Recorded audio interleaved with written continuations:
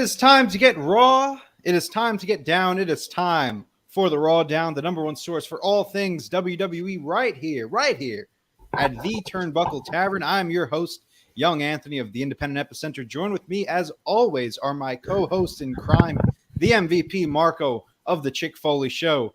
And what are you this week, my man? I am finally, Dwayne the Bone Johnson has come back to the Rawdown. If you smell what the bone is cooking. I don't think anyone wants to smell what the bone is cooking personally. True. But nevertheless, folks, welcome back to another episode of the Rawdown. We've got a good one for you here today. We got all Summerslam talk for you. We are just off the heels of the first official Triple H Monday Night Raw, so we are going to delve into that, plus many more news outside of the ropes, which we'll get to later on in the show.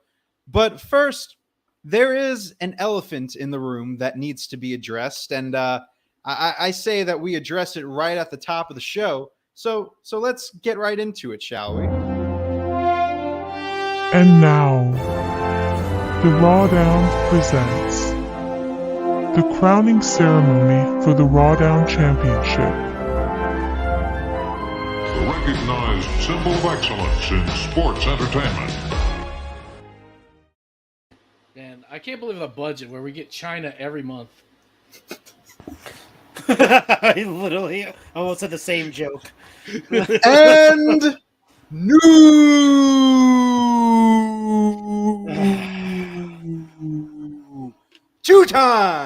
Two-time Rawdown predictions champion, yours truly, a Young Anthony.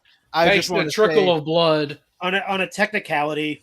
Well, first of all, it was not on. Well, hey, let's peel back the curtain a little bit, shall we? Because I was rooting for J-Bone to win, because as we all know, we had the rule that if anyone was bleeding in the main event, that if there's blood in the main event, that was a point to whoever said there would be.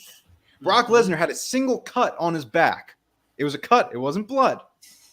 But President Sneed was the one that said, if it's, there's blood in the match, that's blood. So it came down to me and Marco, and of course the tiebreaker.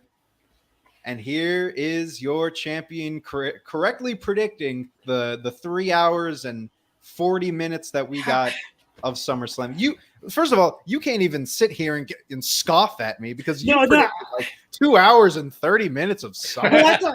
I thought they were gonna. I think I did like 3 hours. It was like 2 hours and 50 something minutes. I thought it was gonna be like a 3 hour. He's got SummerSlam 1992 on the brain.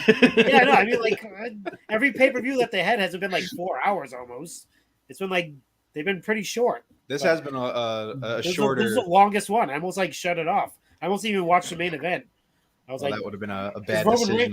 First of all, Roman Reigns takes 20 minutes to come out, like walk down to the ring. Then like, Brock takes another 20 minutes. Yeah, then Brock takes another 20 minutes. We'll get there. We'll talk. I think that's our next topic, actually. So hold on. No, hold your. Okay, all right. Go ahead. Hey, you might be the champion. You might be the champion, pal. But I got a little something right here. It's called Money in the Bank. Dun, dun, dun.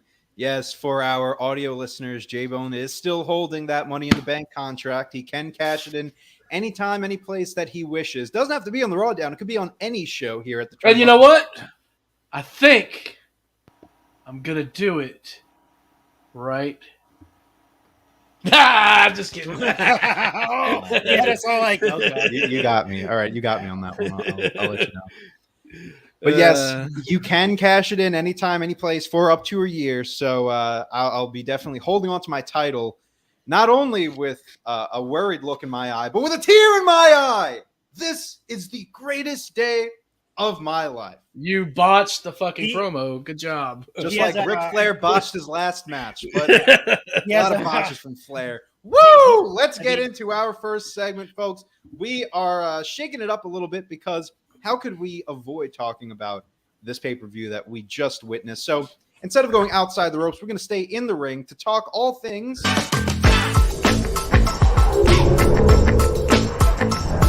collar and elbow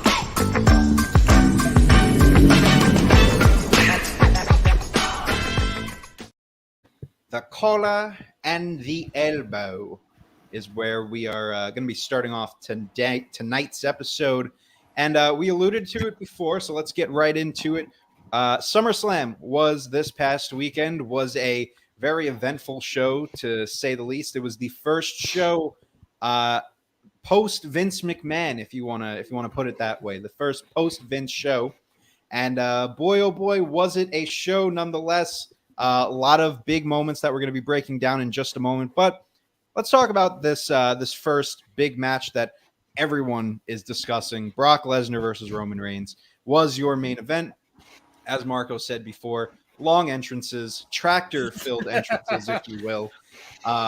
And we got ourselves a match to remember. I was a big fan of this match. I thought it was overall just a fun showcase for Roman and Brock, one of their better matches as of late. Definitely better than the WrestleMania match, I'll put it to you that way. And we got moments such as this. Brock Lesnar with his tractor doing something I don't think anyone's ever seen before, just completely tipping the ring on its side. Felt bad for the people on the other side of the ring who could not watch the last third of this match because of Brock. But overall, Roman Reigns piles a bunch of shit on top of Brock, and we get, and still, your Universal Heavyweight Undisputed Champion, Brock Lesnar. Marco, we'll start with you on this one. What were your thoughts on the match? You predicted Roman to win. I think we all predicted Roman to win. But were you surprised with how the win came about?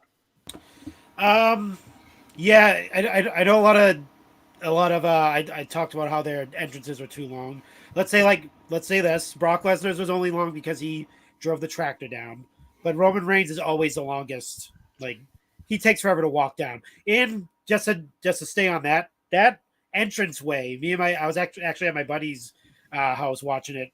And we were just complaining the whole pay-per-view. We were just complaining about how awkward that entranceway was. Did you guys notice that? The camera angle was the screen was kind of covered by the people. It was kind of off-centered a little bit. So I had to get that off my chest because that was kind of annoying throughout the whole thing. But other than that, I was really impressed at Brock Lesnar's tractor driving skills. I mean, that was a narrow. Speaking of that narrow walkway, he had to actually drive that tractor down that narrow walkway. So kudos to Brock. He really is a country guy. I mean, he drove that thing like perfectly. Insane. But yeah, I mean, it was a crazy match, man. I don't even know what to say about it. It was insane. That's the first time you've ever seen a ring get lifted off the ground. Yeah, we've seen rings, implode because of a collapse. Big suplex. You've seen ropes break. But you've never seen something like this, which I think is so great. Yeah. We saw the giant one time pushing the ring, and you see Scott Hall oh. Yeah, he did that. That was I think someone actually tried to compare that spot that Brock Lesnar did to that. WrestleBotch. And I'm like, all right, come on. But yeah, I mean, other than that, I mean, the theory cash-in almost happened, but didn't. I was expecting that. Everyone was expecting Theory to, cash in and win the titles, which, I mean, we're probably going to get into booking and stuff, but I'm not sure if Theory is on Triple H's card yet. It doesn't seem like it. Yeah, it doesn't seem like he's he might hold on to it for a while. I don't think it's going to be any sneaky cash-ins. If it does, might be Clash at the Castle, but who knows? But yeah, overall, I mean, I thought the match was amazing. It was it was fun. I think that's the best way to put it. Just a fun match overall. And I think that's what we really needed after that. Of course, the injury during the WrestleMania match kind of hindered that whole thing. So this was kind of the match that, if it is their last match, which I'm still not 100% in the belief of, if it is their last match, I think this was a good way to close it off. J-Bone, let's get you in here. What were your thoughts? And also speak on, Theory. Were you happy that Theory didn't cash in? I'm sure everyone was a little happy, but were you surprised by the way that they went about it? So I'm not a fan of the tractor, to be honest. Ooh, actually, you know what? I'll give you. Hot takes here. Get your hot takes here. What in God's name is a fucking tractor supposed to? How did it end up in an arena? Like, did Brock drive it down from Saskatchewan? He put it there. He probably. placed it and he put it there. He actually carried it on his back to the. Oh God. I mean, look, it was a cool visual to have the ring lifted, whatever, but maybe that was in his contract to come back after he walked out. Triple H was like, listen, you could bring the tractor to the Summerslam. But you got to give kudos to Roman Reigns for that fall, man. Oh no, the fall was great. Yeah, yeah. it was Sold it like a pro. He's the Meryl Streep of professional wrestling. Okay, he's great. Yeah, I mean, like it was fine. You know, it was a lot of Gaga in the match. You know, like that's Pat Patterson. But was there Goo Goo? There was no Goo Goo, but it was a lot of Gaga. And you go to bed, and then you get out of the ring, and you go and you hit him with like a douchebag. Nah, it was just a lot of meh. But look, the ending was good. You know, I mean, they literally buried Brock Lesnar. And then so I mean, I like how that like how he's like Frankenstein or Freddy Krueger trying to come back, and after the hit, after getting knocked down over and over and over and over again, and they just have to have him buried. As far as theory goes, my man he better grab onto a ladder or something quick because he is falling down the card. I was actually thinking of that. Like, do you think like a lot of I seen a lot of people saying like people like, oh, now Vince is gone, Theory isn't going to be like a focus of attention because he's a Vince McMahon guy, but everyone forgets that he was in NXT. Yeah. He was in the way, and that's how I got to like actually like him, because when he was with Johnny Gargano doing that stuff, he was actually pretty entertaining. Yeah, he's funny and stuff like that. He doesn't really have. They just need to kind of go back to the drawing board, take him off of TV for a little bit. You know, think of a really good angle on why he can come back, and things like that. But going A-Town down. A-Town down's not enough for you, J-Bone? Boop, boop, boop, boop. He is down the like you said, down the card a few spots. A-Town down the card. In the club of my homies. That ain't a knee slapper, buddy.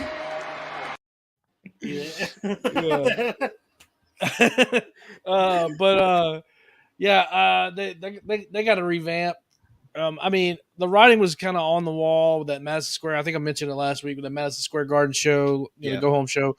Man, he looked like a deer in the headlights going up against Roman. It was not good, not pretty. It was just like, yes, sir, Mr. Reigns. I won't cash in.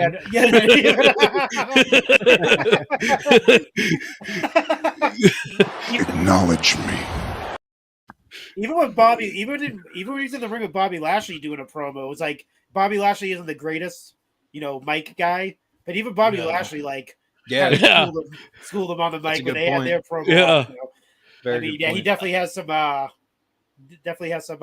to build his vocabulary up a little bit before to go to the likes of Roman Reigns or even a Bobby Lashley. We joke. I mean, as far as him falling down, yes, he's falling down. He is probably taken a few steps down, but he's still Money in the Bank briefcase winner. As long as he has that, he still has an opportunity to get back up in the card. And I mean, I think they just need to go back to the drawing board, not completely scrap it, but God, shave that fucking goatee. Jeez Louise. You sound like Vince when he first saw John Cena. Good look, good physique. Shave his fucking head. Oh, yeah, because he had the frosted tips, didn't he? Yeah. What's good in the hood? Oh boy, God! I get so scared. Every time. On the last episode of the Rawdown, we'll play the rest of that. We don't. Probably not going to do that. But I have like dramatic responses to that. Every time it's like, oh God, no, stop. I know. If we ever get a Judgment Day Finn Balor face paint, then Oh we'll play the boy. full- Anyways, look, we could talk all day about Roman and Brock. I think this was a really fun match overall.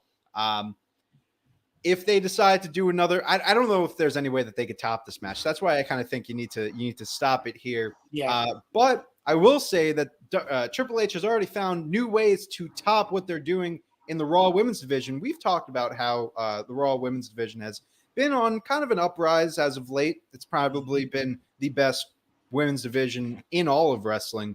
But all of a sudden, just when you think it's good, flip it on its head and make it better, because we have got a new and improved stable in the women's division, something that we really haven't seen in a while. You know, when was the last time that you saw like a dominant stable in the women's division? I guess not counting, the Toxic Attraction on NXT, but this is the first time that we're seeing, and who better than Bayley? Bayley's back. Who better than Bayley? Who better than Bayley? Who better? Well, who better than Bayley? Indeed, she returns after Bianca, spoiler, retains her women's championship against Becky Lynch. Bayley comes back, makes this nice entrance. We think, at this point, I'm kind of thinking, why is she just standing at the top of the ramp? At the top of the ramp. Why is she standing there? But all of a sudden, here's some music that I didn't even remember what it sounded like. But all of a sudden, the Titantron says Dakota Kai. Dakota Kai recently released, or was she released? Or yeah, she was released. Yes, she was released. Yeah, she was recently released. Dakota Kai returns with her new pink and white hair that I think looks pretty cool. It's that Neapolitan hair. And then, just when you think it couldn't get any better, hear that dope entrance for Io Shirai, now known as Io Skye. I don't mind this name change, by the way. I think that's fine. It's fine. It's 2 names. It's fine. 2 names. It's fine. Yeah, it's not Io. It's not Shirai. If it was Skye, yeah, then we would have a problem. But nevertheless, they get in the ring, and who else to join forces with Bianca than the person that she just beat, Becky Lynch, stands down, looks all of them right in the eye and says, "Y'all wanna fucking fight?" And, which I thought was a really cool moment. And then, of course, the heels back down. But the Raw Women's Division is different all of a sudden. We've got Bayley with Io Skye and Dakota Kai. We've got Bianca Belair as your champion. Now, after Raw, we see that she has joined forces with Asuka and Alexa Bliss. We also have Becky Lynch, who we'll talk about a little later, but she sustained a shoulder injury, so she'll be out. But you got to imagine that she's still going to be in the mix of things, and things are a lot different. So let's go with J-Bone on this one. Immediate thoughts on Bayley's new group, and what do you see as the future for these three? So I'm actually, if I know we're talking about women's division, but if you're willing to say that I was right about Judgment Day, I'm willing to say you're right about something as well too. Not just yet. I mean, Judgment Day isn't out of the ballpark yet. Not just yet. Yeah, Okay, what were you going to say?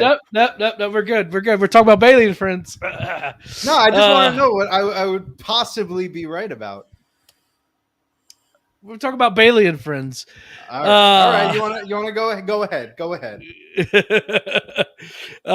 Bayley and friends. Okay, so first of all, I kind of wish they would have at least mentioned a name, because calling them Bayley and friends feels kind of dumb.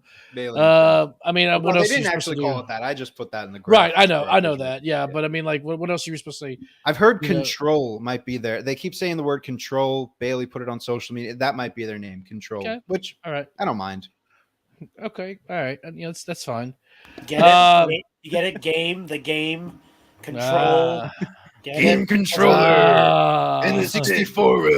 Listen, give me the extra controller. Hit the Z button right now. We're gonna give you what you want, and that is an extra controller. Give me more batteries.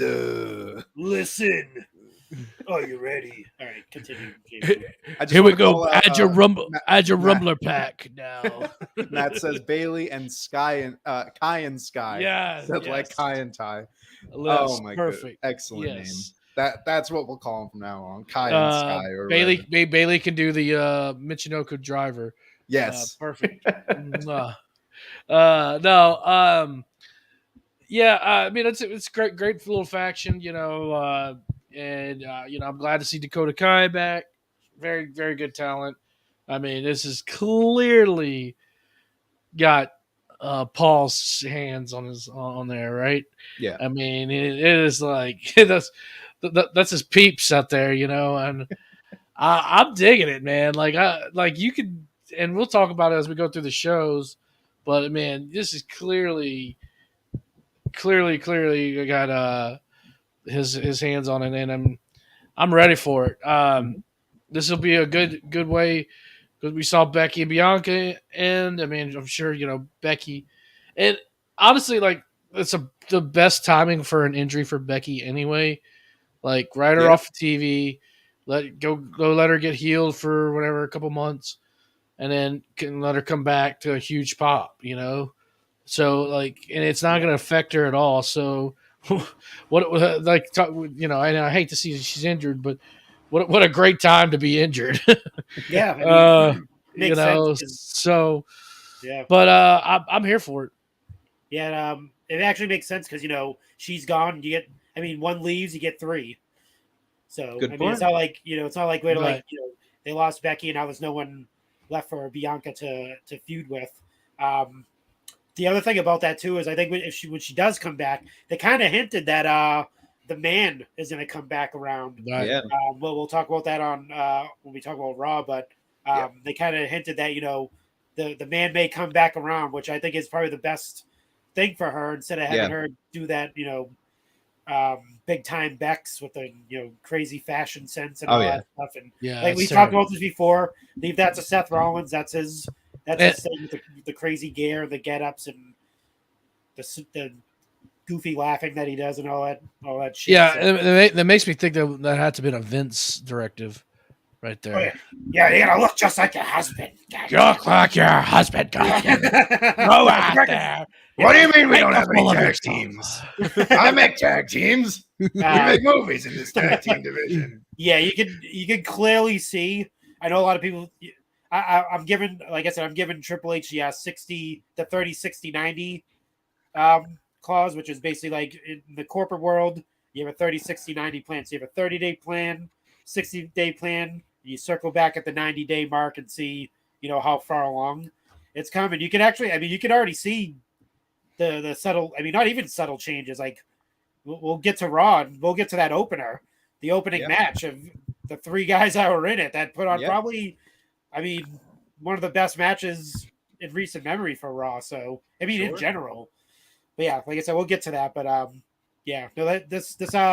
this crew that they got going, I think is going to be definitely going to give a boost of adrenaline to the women's division. And then obviously when we talk about the outside the ropes, we may have two more ladies.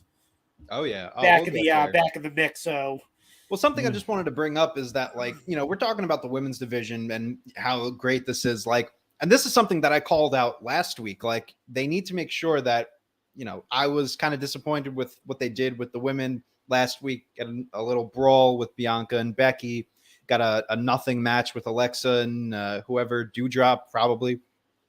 And it was all right, but you needed to make sure that you capitalized, and you needed to make sure that the women are at the forefront. And I knew that they were going to, succeed at that. I didn't know that we were getting this. I had no idea that this was going to be the ultimate plan. And I'm more than all for it. I think this is the best thing that could happen in the women's division right now. And Marco, you mentioned, take out one, add in three. Well, also you add in another two, because now you need people that are going to side with Bianca. And of course, there are two names that are rumored that could be coming back. That you could always pair up with her. More on that in a little bit. But honestly, I was texting this in the group chat. You might have to wait to bring those people back. Right. You might want to keep them off to the side a little bit or put them in another place. Instead, bring up two women that you really aren't doing much with right now in Alexa Bliss and Asuka. I feel like that's a perfect place for them right now to go up against this Bayley control group, Kai and Tai, whatever they want to call themselves. Last point before we move on, I just want to say that although this is great for the women's division, you also have to think of the bigger picture here. Dakota Kai was someone that was straight up released from her contract, and Triple H immediately brought her back to be a part of this group. This was a group, of course, that was rumored to have been a Triple H idea that was presented to Vince that he rejected. Same thing with Becky Lynch being the man. Vince rejected it. That has to make you think, how many more of these released talents are we going to be getting sooner rather than later? You know, there's a certain name that we could be seeing as recent as next week, be it the place where Raw is next week. There's a lot of different names that have been rumored that already are in contact with Vince, with Triple H. This could change a lot of things. We were expecting more of a slow kind of easing back in. Triple H is fucking going right for it, and I'm all for it. I mean, as much as you can change the current product right now while keeping with what was already established, not just saying fuck it, change everything, because there are some things that you don't need to change. As long as you can make those changes and make them work, like Triple H is doing right now, I'm all for it. But later on in Outside the Ropes, we're going to talk about Triple H's kind of progress report so far. But for now, we'll move on. Hey, actually, real quick, do you think with Vince, let's say he's found guilty on using company funds, do you think they'll give him two options? You can either pay the money back, or you can let the female Kai and Tai cut your wiener off. Pick your poison, pal. Choppy, choppy. What a fucking courtroom that would be. We all women. The whole jury's gonna be all ladies. Yeah, cut his dick off. Grab his dick and twist it. Twist. Cut his fucking dick off. You can do it. Oh my goodness. Well, anyways, sorry. Nevertheless, before we move on, I want to get to some quick comments here. We have a great comment section with us tonight. Thank you guys for joining us. Wrestling DeLorean podcast. Yeah. Excited to see you on for the Turnbuckle debate next week. Will be airing. They're recording it on Wednesday. Good to see you here in the chat. Tyson is very happy that I am your Rawdown champion. Freems is with us, and he says that he heard Raw was good. We'll stick around. We're going to be talking about that show in a little bit. Nick Arias from the Ring Fanatics podcast says that Rhea still deserves her Raw Women's Championship opportunity. This is true. This is also another factor that you need to consider. Rhea Ripley technically never got her Women's Championship opportunity. Will she be getting that? Maybe at Clash of the Castle. That'll be some stuff to consider later on. And J-Bone with the microphone says, Nick Storm. I should always have a microphone. I'll just have it. Should we all hold our microphones like that? Should we all hold the microphones now? Well, yes. Because I'm kind of got my chair a little bit further back. Me too. I'm actually sitting back. We're all holding sure microphones. That may be too close, but yeah. I want to make sure people hear my beautiful voice. Oh yeah. Put the if you want that to be the case, just put the mic all the way over here, and then they can start hearing. Goddamn, this is a podcast. Goddamn. Well, folks, let's get right into this next topic. J-Bone's not going to be too happy about this one, but we got to get into it. Logan Paul had his first one-on-one match at SummerSlam, and it wasn't bad. You can say what you want. You can say how much of an a-hole he is, how much of a whatever. Which he is. All right, you know what? Yes, he is. Before we get into it, we know this. It's established. The Japanese forests out of the conversation. Yes. He's a dick. He's an asshole. Yeah. We've known he's a typical, But this is the bro. Raw. We're all bro. kayfabe here. So we're going straight be it in that he isn't a complete asshole. Let's focus on the in-ring work. And J-Bone, I'll send this to you. Rate Logan Paul's performance based on the match. You better be honest too. Don't even say you hate him. You got to be honest. It's fine. It's fine. Come Fine, on, being pal. honest. I mean, It's fine. fine. He doesn't want to admit it. He doesn't want to admit it. He doesn't want to admit it. I mean, that's fine. It's fine. What was fine about it? He did some cool stuff. Yeah. Yeah, he was definitely jumping up and down. I know he was. He was in his room I know like, he's never blown was away wrong. by his, Actually, you want to know what I was doing, Mark? I was filling out an Excel sheet for the Chick Foley show, Pick'em League. That's what I was so doing. you didn't during watch this it. Oh, you didn't even watch the superior athletic prowess Mm-mm. I mean, look. of Logan Paul, dude. I mean, he's definitely got talent.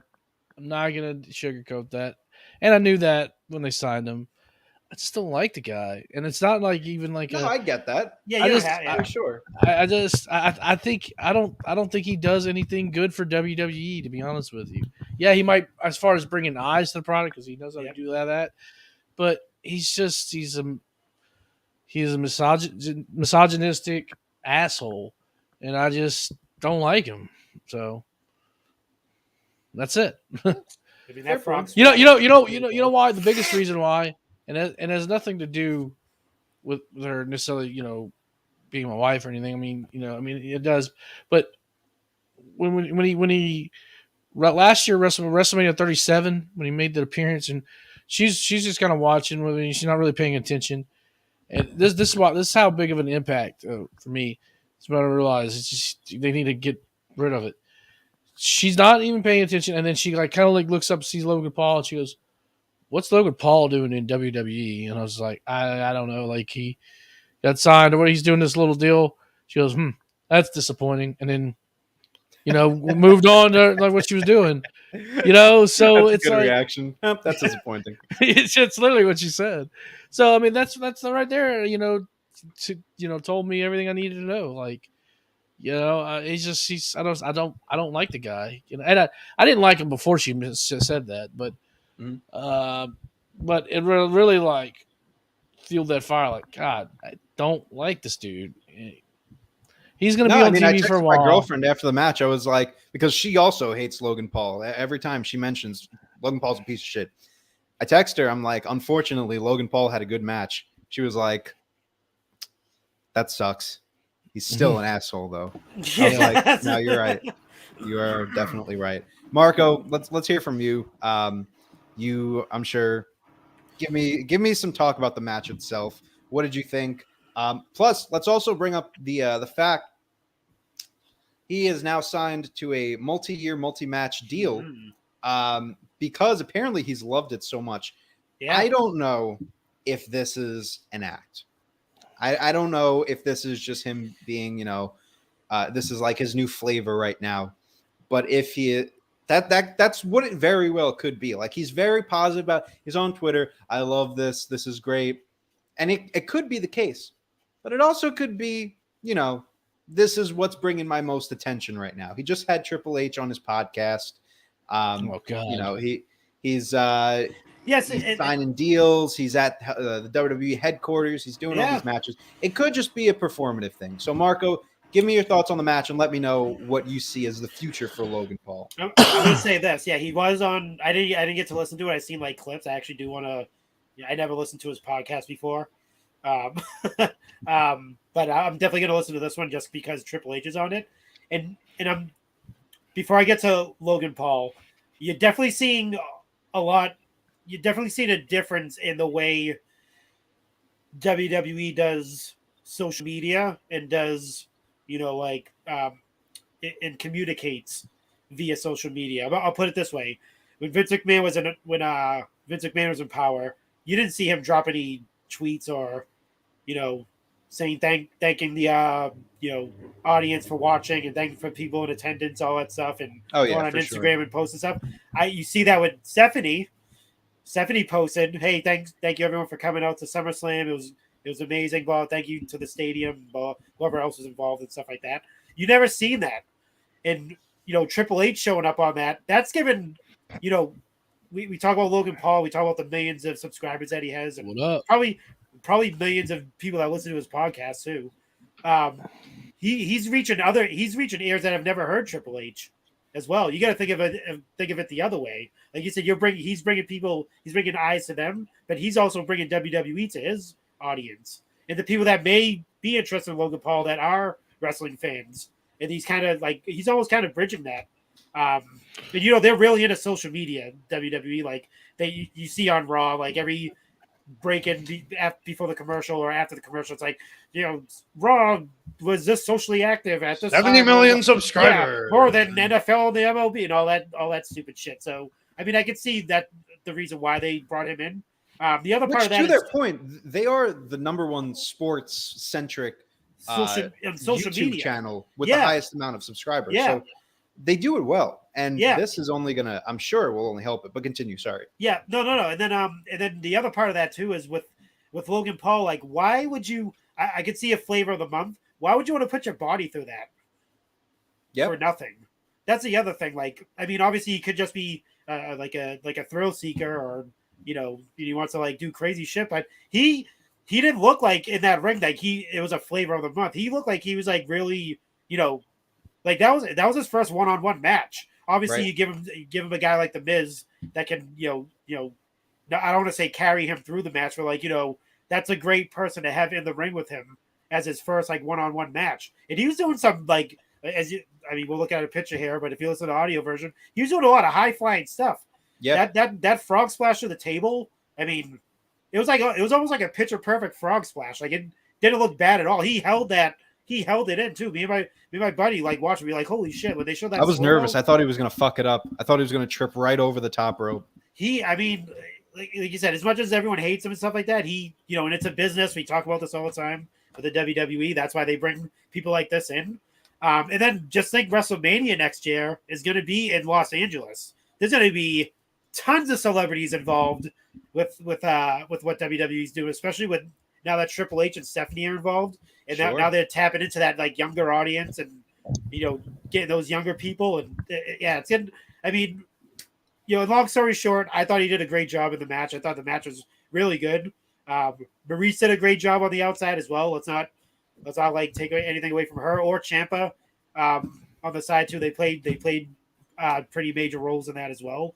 It was kind of weird they were outside of the ring. But luckily, Ciampa got kicked out of it. That thing with AJ Styles happened and stuff like that. But I like the inclusion of Styles though. It kind of ties that story with a knot.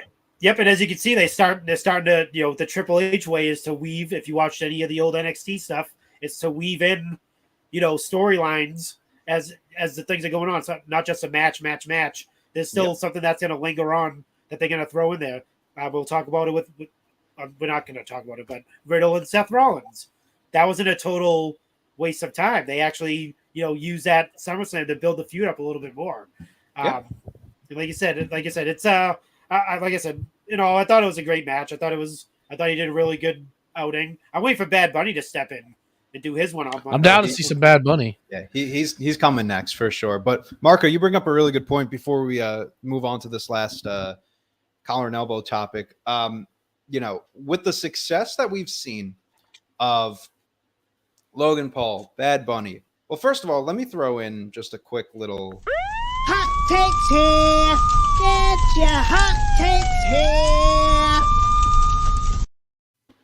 So I don't know how to exactly phrase this, but I hope that you can kind of catch on. Oh boy. This era of WWE has presented celebrities in the best way that they've ever presented them. 1,000,000%. Oh yeah. Yeah. I mean, you can make the argument of, because obviously before our time, I'm going back and watching, all the WrestleManias and, the Rock and Wrestling connection, that was something that you can compare it to. But like, from what we're seeing with Bad Bunny and Logan Paul is nothing compared to what we saw with like Mr. T and Cyndi Lauper. As impactful as it was, Mr. T was pretty. That was some good stuff. I mean, he was good promo, but like you got to watch those matches. Like for the most part, I have a bunch of times. But I mean, like he got in ring. He was in ring though. He's an in-ring competitor. So yeah. I mean, they're good. I mean, Mr. T. See, that's the thing you don't realize. Mr. T was the Logan Paul Right. Yeah. of that generation. Yeah. You know, Mr. T was huge. Oh yeah, he was. Mhm. Yeah. You know, I mean, just popularity wise, you know, he was on every commercial, every billboard. You know, back Yeah. then, you know, you know, I know my dad, for instance, you know, he'll quote, "Oh, pity the fool," but you know, but I see what you're saying though, and I agree with you. Like this generation, I just don't want to necessarily shortchange like the Mr. T's. No, yeah, Yeah, yeah. I think there was a big gap, to be honest with Right. you. Yeah. And, like huge gap. going from like 1, 2, and then like now, whereas you know, but where they just had people like Yeah. be a guest announcer or guest, Right. Yeah. They Yeah, had, like, exactly. And like I Jon, mean, Jon Stewart was in a thing, Right. and like the Saturday Night Live dudes. that doesn't count. Yeah, Yeah, no, that I doesn't mean like count. no. I'm talking about the I'm gap really part of going it. for like Right. when they were actually presented like in ring wrestlers, like Oh yeah, you know, yeah, LT Stephen though, Amell or you can't Lawrence shortchange Taylor? LT. yeah. You Lawrence can't Taylor, shortchange Bam it. Bam. He was Which- in the main event and he held his own against True. Bam Bam Bigelow, Yeah. who is a fantastic worker. Again. Right. Yeah. Again with so- the gaps. Yep. But Well, that, I mean, but like, I see what that. you're saying. but also at the same point, it's like, you know, you get like those once in a while, like LT, Mr. T, a lot of T's here. But now it's like we're in an age where these last 2 years, consistently, we're getting really good celebrities Yeah. like Yeah. Bad Bunny, Logan Right. Paul, all these different names. But I think it also has to do with the era that we're in right now that focuses more on the work rate and being in the ring. You know, Yeah. whereas, you know, Mr. T wasn't going out there and having 5-star classics. Well- Sure, he was having very historically important matches, but like, you know, Yes. it's more important for Logan Paul to go out there and put on a really good in-ring match Uh, than it is for him to, you know. I think that also speaks to like, and we talked about it a couple months back when Stephanie stepped down. But Months already. yeah, Step down. step down, right? Yeah, step down. But you know, I think it also speaks to more like what Stephanie has done for the brand, and that's why she Right. is now the chairwoman. Yeah. Because now it's like, you know, before it's WWE, like, yeah, okay, yeah, I'm gonna go promote my show over here. Hey, where's Yeah. Pee Wee's Herman at? Somebody. Whereas nowadays it's like, yeah, okay, I'm gonna go to WWE, and I'm gonna go promote my show, you know, Yeah. and I mean, and a lot of that has to do maybe too with the Attitude Era, with the boom of the late '90s into Ruthless Aggression. But I think she really, you know, 2014, I see it constantly. Yep. You know, on my own podcast, you know, when I talk about people's fandom, a lot of times people come in, yeah, you know, I was, you know, a Lapsed fan, but whenever that WWE Network came in, man, I'll tell you what, you know, I became a fan again, Mhm. and you know, that's all. I mean, that's Vince's brainchild, right? But I mean, as far as the platform, that's Stephanie, and Stephanie, you're really pushing the brand WWE. So now you get a Logan Paul, now you get a Bad Bunny who has athletic ability, that has all this celebrity firepower that you can put on your television program. Yeah, dude, like legit, they had the biggest artist in the world in a Yeah. WrestleMania match. Like, Right. made it. Like, I shouldn't say made him. He left.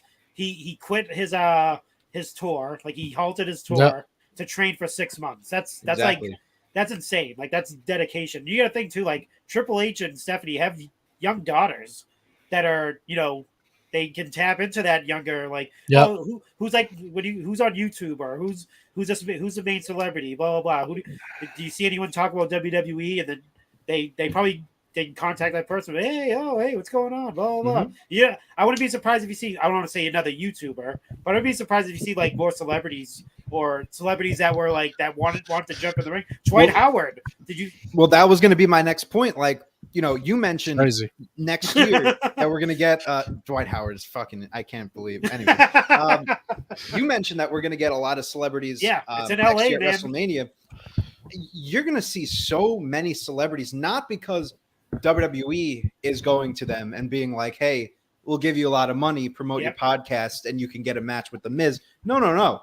They're going to be celebrities that are going to want to come in simply because of how they presented Bad Bunny, Logan Paul. And it's the same thing that think about it. It's the same exact conversation that we've had with Cody Rhodes and AEW. AEW wrestlers are going to see how Cody Rhodes is being presented and are going to want to jump ship. It's the same exact thing. WWE, celebrities see that Bad Bunny got this amazing tag team match at WrestleMania multi-year contract. You're going to see random celebrities come in, and WWE is going to be wide open to it. There are two things that the WWE does and are miles ahead of any other company. We'll say AEW because they're the main competition right now. Number one is nostalgia. J-Bone, you brought it up with that WWE network. Yeah. That is the one thing that, tapping into that nostalgia. And number two is that mainstream appeal. And I know AEW doesn't need the mainstream. They're focused on their dedicated audience. We're wrestling. We're wrestling. We're focused on that work rate wrestling. And that's fine. But you don't have those ESPNs and you don't have the magazines and all the news stations coming to you because you don't have this type of stuff. You had it with Shaq. All right, I'll give you that. Yeah, but there was nothing else. Did you? Did you really though? Yeah, exactly. But who brought Shaq in though? Adrenaline in my soul. And that's the other thing too. They got that one guy. WWE has that one guy from AEW that was the business guy for that company. Like he was the one that had like the celebrity. Like he tapped into the celebrity side of things. Just think about who he's going to be able to bring in. We can get Snoop Dogg back, ladies and gentlemen. Yeah, Snoop Dogg can come back. I mean, especially if Sasha Banks comes back, we'll definitely get Snoop Dogg back. Since, hey, we even saw Kid Rock with Carrie Lynn or whatever. Yeah, Kid Rock's back in the mix. Ric Flair's best friend. Hey, Bob. Welcome back, Bob. There's one thing I want to do after this match. And that's hang out with Kid Rock. And I want to go get drunk with Kid Rock. Woo! I thought he quit. That guy, jeez. Yeah. No. He very much was drinking all weekend. He's not a quitter, I'll tell you that much. I saw him handshaking Nick Gage with a beer in his hand. With a beer in my hand. This is the greatest moment of your life. That's so funny. Look, let's put a little bow on this topic for now. I think celebrities are definitely going to get their just due and their praise from WWE. And, I'm excited for it. I feel like this is the first time that you can genuinely say you are excited to see celebrities be put into the WWE. But in J-Bone's case, this may be the first time that he is not excited to put Edge back into the WWE. Why is that? Well, I love Edge. So hold on now. All right. Well, I needed a transition. So y'all don't like Edge? Y'all don't like Edge? Look, this isn't a match that was really I was expecting to talk about it, but a match such as the Mysterios versus Judgment Day isn't really that type of match that pops out at you to talk about on a SummerSlam card like the one that we got. But nonetheless, the nicest no disqualification match that we ever got with nice tags and only one chair being involved. Yep. All led to an in-ring interference. So the lights go out. We're about to get a concerto from Finn Balor to Rey Mysterio. Lights go out, and there's a big staircase on the ramp. So goofy. And we hear a modified version of the Brood's theme. Yep. And who arises from hell? It's the rated R superstar himself. Edge is back. He was wearing a red leather spiky. Just got off his crotch rocket, drinking some Mountain Dew. Comes out.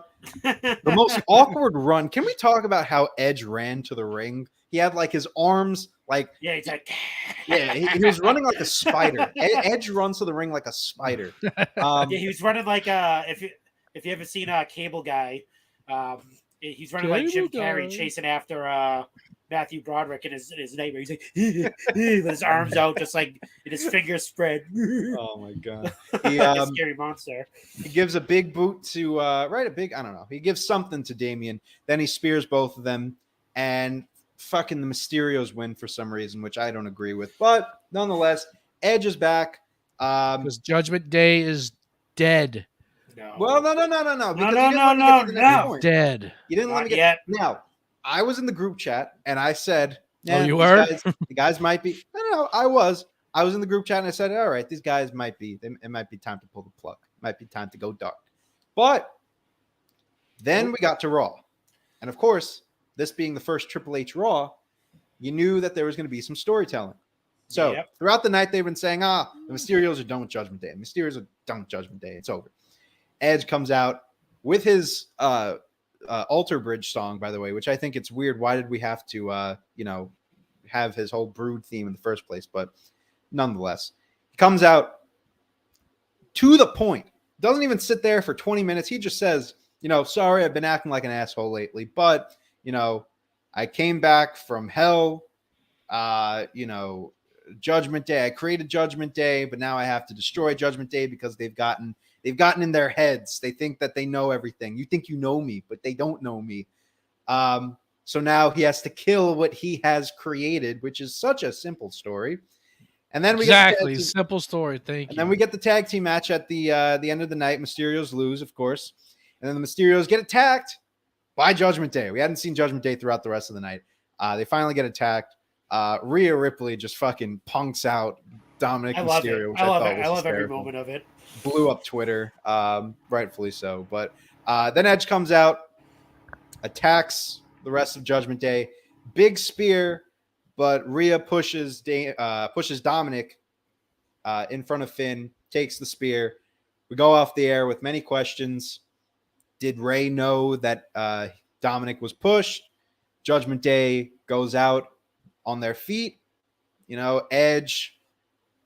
What's going on with Edge? A lot of questions here. So obviously the story between Edge, Judgment Day, and the Mysterios are going forward as it should. So, all right.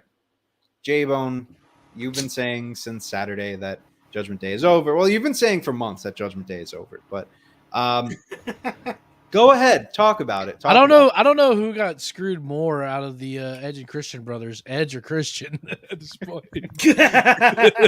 I'm trying to figure that out in my head. Maybe Edge. I don't know. God, I mean, this is just boring. Like, I've seen this before. I don't care to see it. So what's he gonna do? Okay, I'm gonna defeat each member of Judgment Day except for Rhea, I guess. Or maybe she does defeat Rhea. Rhea's fighting. I don't know. But hey, I mean, okay, if they have a match together, I'd be interested in watching that. But other than that, like, I don't care to see Edge and Finn. I don't care to see Edge and Damian. I don't care to have them at the tag team. I don't care. I just don't care. They botched this with the turn on Edge from the get-go, and I just don't care. Marco, speak some truth. I don't think they're going anywhere. I don't think just because Edge, they're going somewhere. Just because Edge comes out and says, I created them, I can kill them, doesn't mean he's actually going to do it. I think it's the opposite. I think he fails in his attempt to destroy Judgment Day, and I think they add a new member because someone was speared last night because of his father, and that is Dominic Mysterio. They're adding fucking A, Marco. Come on, let's go. And it might be because Rhea Ripley's back. That's why I'm like giving them more than they need. But Rhea Ripley's back with the group. That was the missing piece. We've been saying it for so long. Oh, why are they fighting on main event? Why are they losing to the Mysterios? Because Rhea Ripley wasn't there. She's the fucking story. She's a star. Obviously Damian Priest is the mouthpiece, and he has that like Edge type of factor to him. And Finn Balor's at the veteran part of it. He's a veteran part of that. Rhea Ripley's like the star. Like, she's like the main star. I mean, to me anyway, of that group. Like we said, she's that missing piece. And I don't think they're breaking up Judgment Day that fast. She just came back. There's no way they can do that.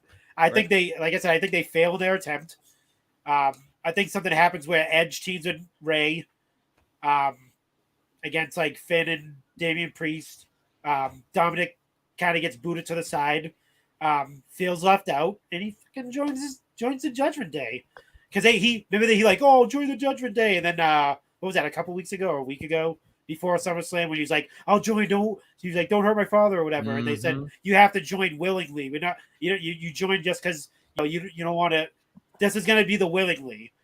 He's not going to take any more abuse for his father, and he's going to join Judgment Day, and it's going to be a 4-person team. I don't get what.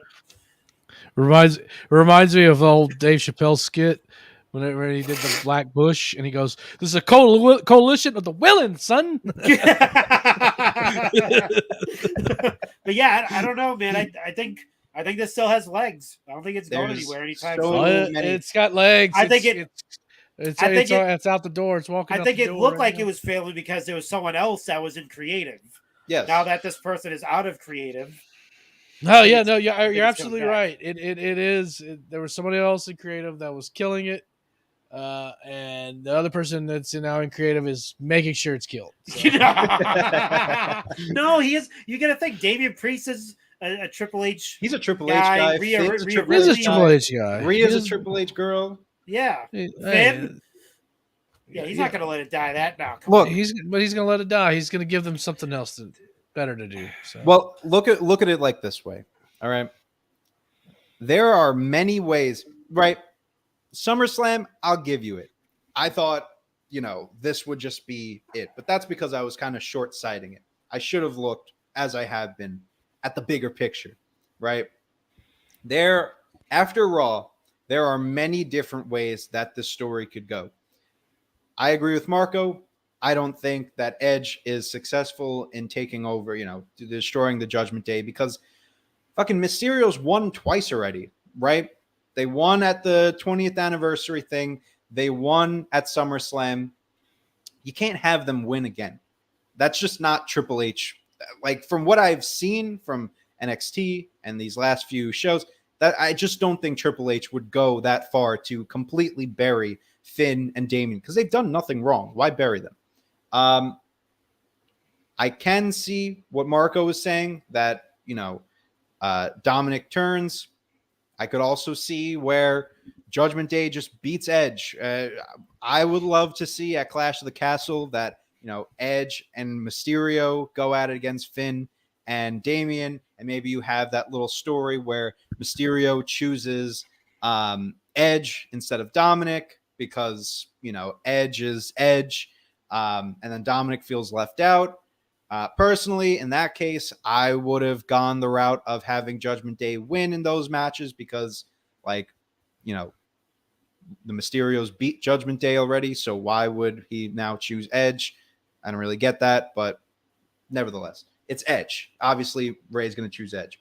So that makes Dominic feel, left out, whatever. Then he joins, or he doesn't join. And, or maybe, to J-Bone's point, maybe they just get rid of the Judgment Day altogether. That could happen too. I think that's the beauty of the story, is that it's not the case of it being like, where we were at SummerSlam, where there's like one way that it looks like it's going and Judgment Day is going to be buried. I think the good part of the story is that there's multiple ways that it could go. And all of those ways would technically be fine. If Judgment Day beats Edge, that's good because Edge is putting over the stable, and obviously Triple H sees that it has legs to it. If you break up Judgment Day, that's fine too because it's part of the story. Although I wouldn't love it because obviously I love Judgment Day. It's part of the story nonetheless. So, there's legs to that. Add in Dominic, don't add in Dominic. Do whatever. It's all just lining up. I see Judgment Day continuing, but who knows at this point? There's still some life to it. And let's not forget too. Your glass is half. Oh, sorry. Your glass is half full. Mine's half empty. Go ahead. That's a good way of putting it. My glasses are full though. So let's not forget this tidbit of before that match happened last night on Raw. Dominic Mysterio talks about Edge and talks about how they were former tag team champions and how they have a special bond with each other. Those are his exact words. Me and Edge, we were tag team champions once. We have a special bond. That's another little seed, another little Easter egg. You see, for our video watchers, look at how proud Ray is in this picture. And yeah, look who he's staring at. Confused Dominic is. Yep. Is in that picture. Come on, it's storytelling. I know we're used to. I don't want to throw these guys under the bus, but I know we're used to watching AEW, and there's not much intricacies with the storytelling nowadays. Anyway, But this is one of those things where it's that picture that you just showed where, Ray's just like hands on the hips staring at Edge like, God, I love this guy. And then you have Dominic staring at Ray like, why are you staring at him like that? He's not your son. I'm your son. That type of thing. So, I mean. They're gonna go and do the 6ix9ine together. Also, I just want to bring this up because it was mentioned in the group chat. Dude, if you think, I know I mention this every episode, but it has to be mentioned. If you think the House of Black is better than this story, oh my God, here we go. You are Becky Lynch glasses. insane. Put your Becky Lynch glasses. You see, you're not going to be able to do that for much longer because, or are you going to take on the gimmick now that she's the man? Yeah, I'm taking the gimmick. This is the J-Bone glasses. If you think that this is better than the House of Black, you are insane. But then again, AEW fans, we love our 12-month booking with 2 breaks in between. That's that real story. Somebody please in the chat, please tell this man how wrong he is. This story has been going from WrestleMania to SummerSlam, by the way. And this is one of the longer stories that WWE has put on in a while. Before WrestleMania. Edge built up this character before fucking WrestleMania. How long do you want this to go? This is almost going 6 months. How long? Yeah. House of Black has been going since a year with fucking 3 breaks in between because since he showed up. Yeah, he showed up, and then the stuff with Cody happened. There was no payoff to it, and then we got nothing in between. Then we got little vignettes, and then Brody came in. Then we got nothing, and then Murphy came in, or whatever his name is. He came in, and then we got nothing for like 3 months, even though they teased Julia Hart. And then all of a sudden, Julia Hart comes in, and there's been nothing ever. And now, now they're just beating up Darby Allin. That's no. But yes, okay. And then also you got Miro involved. You got Sting involved. You got Darby Allin. Finally, involved. They're doing something. I mean, come on, like they've been doing 2 months the whole time. I mean, when did they bring in? What is Judgment Day? What has Judgment Day done? What have they done? They took out Edge. They've had a consistent story. Yeah, that's when the faction died for me. It's not about who they're fighting; it's the story that they're telling.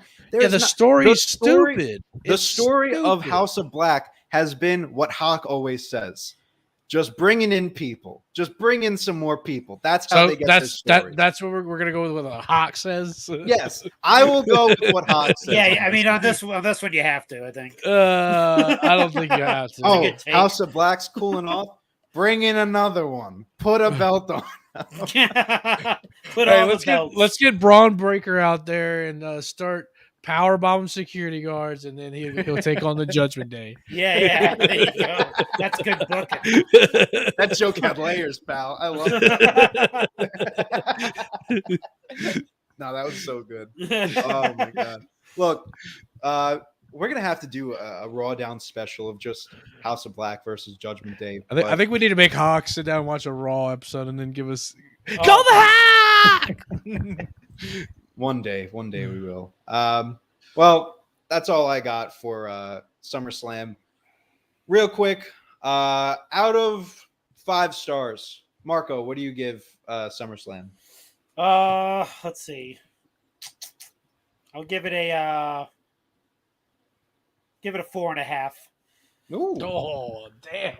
J-Bone, what do you give it?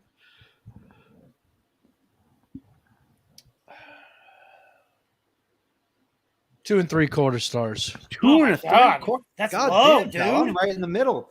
I'm about a 3.5. I mean, like, that's really because the wrestling on the show wasn't superb. All of the matches, some of them were great, but you had moments. You have direction now. I mean, that's a 3.5. I like the production value of what's going on. The opening match was killer, and not just because of Bayley and friends, but just everything about it was great. Yeah, it was a great match. I like I mentioned the main event, just bringing the tractor in. I'm like, huh? I was very, very, very the one match I was looking forward to tonight, I think was a dud, was Street Profits and Usos. Yes. Yeah. Good call. And I just think it just really brought the vibe down for me. Yep. You had Logan Paul, which you knew he was going to win. You had Pat McAfee, which you knew he was going to win. It's just no storytelling, to be honest with you. No, good points. Good points. What else? What else you had? I'm trying to think what else was on the card. Liv and Ronda was that was good. That was good. It was a good finish, but it was good. Good finish. Short. Yeah, the finish was good. I did like that, and I like the Ronda turn. Yeah. It was a fine. I'll go ahead and give it 3. I'll go ahead and give it 3 stars. All right, I'll take 3 for that. All right, it was a fine show. It wasn't the greatest show. Yeah, it wasn't the greatest. It wasn't the greatest show of the year, but definitely wasn't the worst show of the year. And I thought, to be honest with you, I thought Hell in a Cell was way better than this match. I think Hell in a Cell was better. I think Backlash was better. I think there were a few shows that were a lot better than this, just based on wrestling quality alone. And that's where WWE has succeeded in these premium live events is the in-ring quality. The only thing that WWE really needs to do is build up tag division. Because I don't see. It's coming, my friend. It's going to take a while to get there, but it's coming. I just don't see that's next. I think I spoke about this before. I just don't see the significance of the Usos and them having the tag titles at this. It's tag division. It's especially after them defeating the Mysterios last night. You know, Roman. Yes, you can go on that list of people that he, you know, how does he say it? Smash them, stack them, and pin them. Oh yeah, like that type of thing. So like you could see that whole list, but with the Usos, there's no. I mean, there's so many. It seems like all the tag teams are on SmackDown. They're not feuding with the Raiders or the New Day. I'd bring the New Day back into the fold. Like do something. Like it. Yeah, I'm sure Triple H is going to have some say about this tag team division. Bring back Demolition. Bring back Kai and Tai. we gotta move along here. Where's the Bushwhacker? What's the Bushwhackers doing these days? Oh yeah, Nick Storm. You seen Luke down under or not? Butch. You seen Butch down under? Bring back the Godwins, the new Godwins, or something. Or the new Smoking Guns. I'll even take a Smoking Guns rehash. Something. That could be the Von Erichs. The Von Erichs could be the new Smoking Guns. That is our cue to cue in our next segment. Outside the ropes. It is time for your Outside the Ropes. Before we get into it, real quick, Acefield is in the chat with us. He says, "Happy Tuesday, dudes. Keep up the great work. Congrats on the Rawdown Championship win. Thank you very much. Raw has been better, but has a long way to catch up to the Rawdown in terms of entertainment. Well, I'll take that any day of the week. Oh, of course. Thank you very much." He also says, "Push Ciampa to the moon." We'll get to Ciampa in just a little bit. Just want to give a big hello to all the people that are in the chat. Mist is here. We have Mom Jeans in the chat. Freems is with us. We have Jocko Robertson. And, of course, the Tornado Tag Podcast. Tornado Tag. What up, Big Anthony? What's going on, ladies and gentlemen? Hope you're enjoying this episode of the Rawdown. But it's time to get into some news outside the ropes. And let's get right into it. So we've been talking about the women's division a lot this episode because of how much of an emphasis has been placed early on in the women's division, which is good. It's just very good. I mean, we've seen for years now that the women's division has been a very central focus in WWE because of the work that so many people have contributed to. Stephanie McMahon, the Four Horsewomen, all these, Paige, Emma, Nikki, and Brie, all these amazing people that have built the women's division to what it is. But one of those women in particular could be on her way back to the WWE after a slight downfall of what has happened to its division ever since WrestleMania. Of course, we're talking about Sasha Banks with Naomi. That's boss time. I wonder if we're going to hear that now that there's no Vince. Oh, yeah. Well, no, we're going TV 14. We're going to hear, "It's fucking boss time." We didn't even talk about how loose the commentary was. Oh, true. Michael Cole's best performance. Yeah, Michael Cole, freaking Corey Graves, just God damn it, Chad! Count faster. Yeah, like that stuff. And he called it. He didn't say WWE Universe. He said WWE fans. Yep. At one point, Insane fans wrestling. yeah, it's man. They just let loose. They're just like loosey goosey. Not that how it's Snickers, not Snickers. It's Michael a championship, not a belt, dude. When Cody gets bad, belts all over the place. Belts for everybody. You get a belt. You get a belt. Michael Cole, top 5 play-by-play Oh, announcer God. in WWE. He's the voice of the WWE, the voice of wrestling. Y'all are Michael Cole. disgusting. In No, WWE, he's not. play-by-play. Don't count the commentators. Then Play by play. play. Okay, play by And play. commentary. Jim Ross. Vince McMahon is better than Michael Cole. All right, sure. Think so? What a maneuver! Bob Caudle is better than Michael Cole. Lance Russell is better. Gordon WWE. Solie. WWE. There's been 4 of them in their history. Yeah. Goddamn, pal. All right, I'll give you. Well, first of all, I haven't really seen Kevin it. Kelly better than him.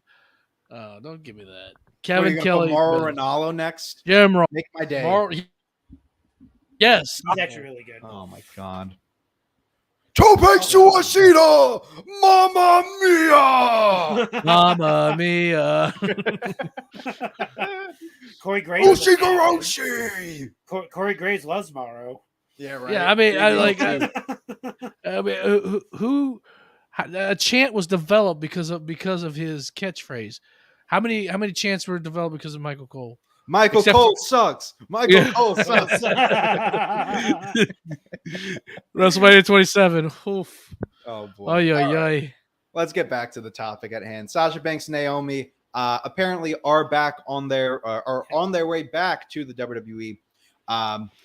With Vince out the door, Triple H and Stephanie McMahon probably have offered them some money to come back and promised them a better, environment for them.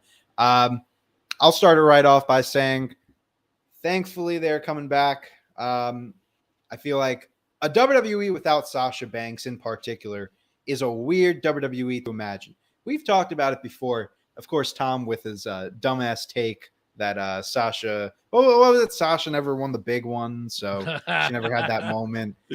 Stupid take, such a dumb take. But I mentioned it before, and I'll mention it again. It's so hard for them to just completely cut out the history that Sasha Banks has contributed to the WWE.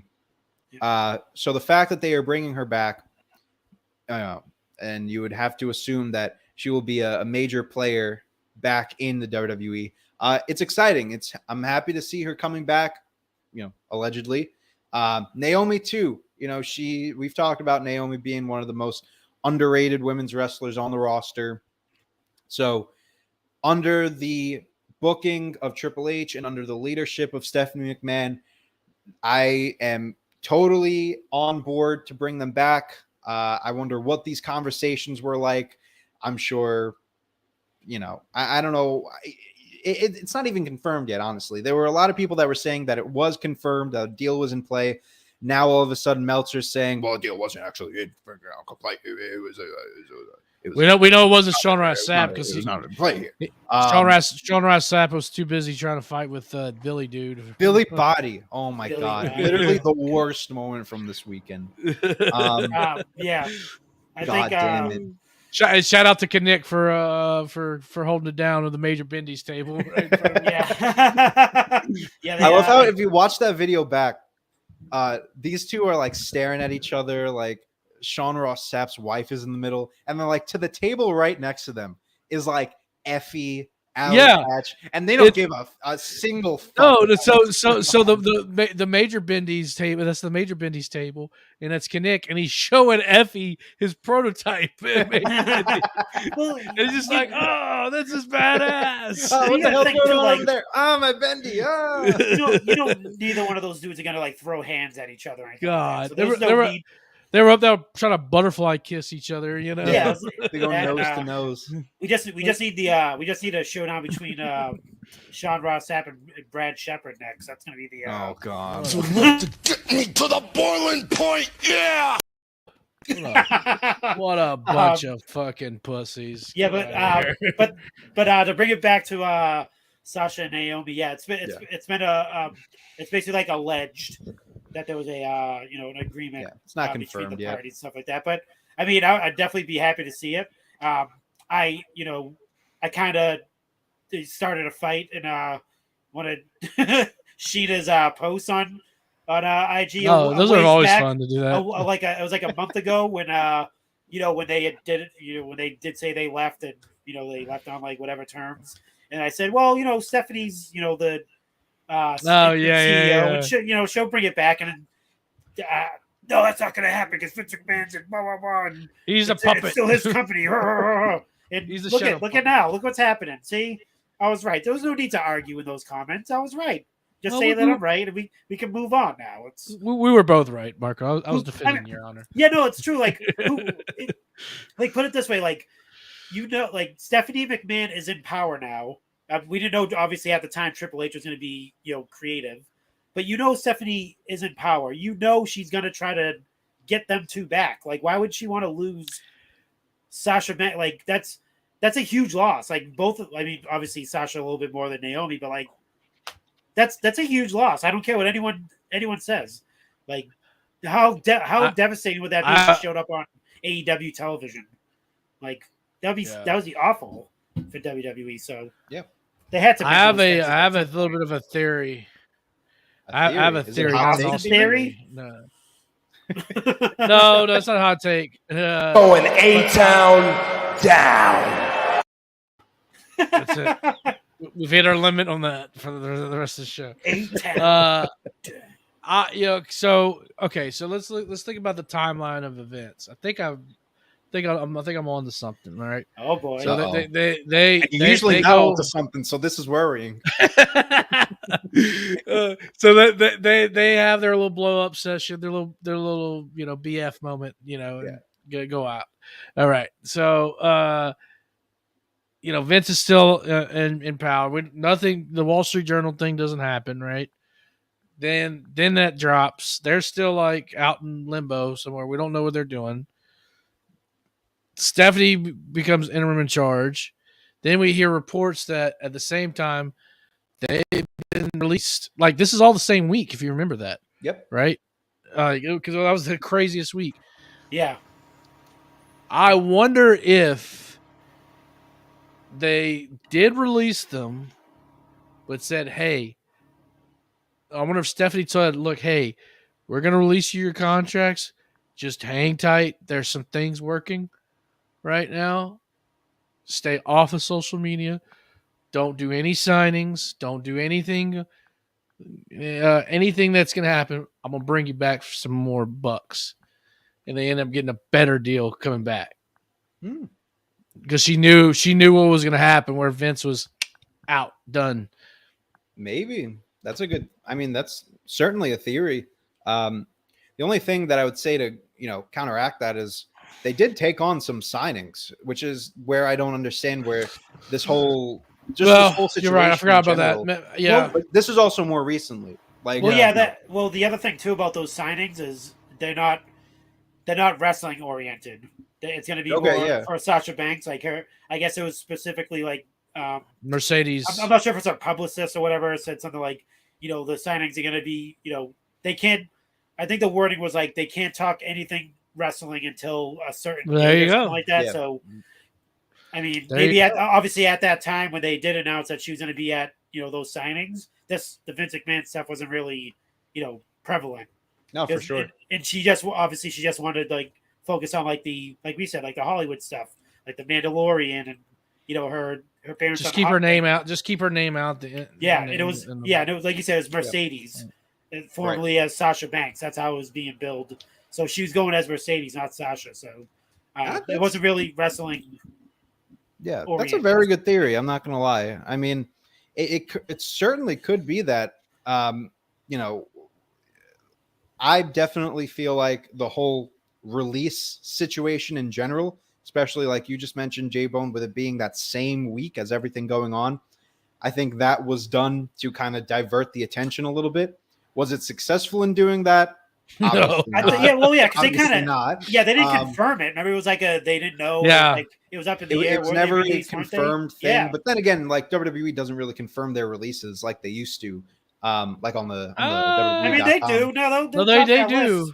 Yeah. Well, I mean, not really. I mean, Sean Ross Sapp is usually the one to confirm. No, but they'll come back and confirm it. They'll say, this is right. Yeah, okay, true, but not like on their. Usually not on their like WWE.com or anything. Like they used to. They used to all the time, but now they're going directly to Sean Ross Sapp. You're right. Well, but they'll post like the what they used to do on WWE.com. They'll just post it on Twitter, like the Future Endeavor. Yeah, folks, they'll post it. All I know WWE is has come to terms with so and so. The NXT guys or guys. No, like they that. have. They have. Go back on Twitter. They haven't done it for like the last slew of signings. Dakota Kai didn't post anything for. Okay. Who else? Whoever's been released recently. I think the last one they did it for was Bray.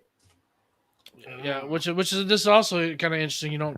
Another side point is you haven't heard any releases in a long time, which is interesting. Someone doesn't have to pay hush money. Yeah, all right. well, you know what? That kind of folds into things like budget cuts, pal. Yeah. It's a budget thing. These budget cuts are going to my hush money fund. I mean, they're going to my boner pills, pal. If you break down, what was it, 12 million they found so far? 14 million. The board is concerned about your extremely questionable decisions as of late. And one of those being if there's a mathematician out there, can someone break down $14 million into possible salaries and how many? Like, well, four was Bray. Yeah.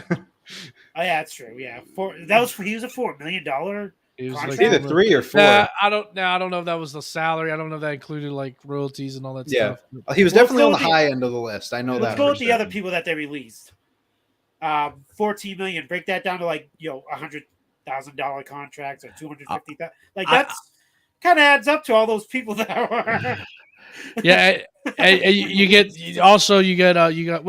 that included the $7.5 million that was paid out in 2018, but to the unnamed talent.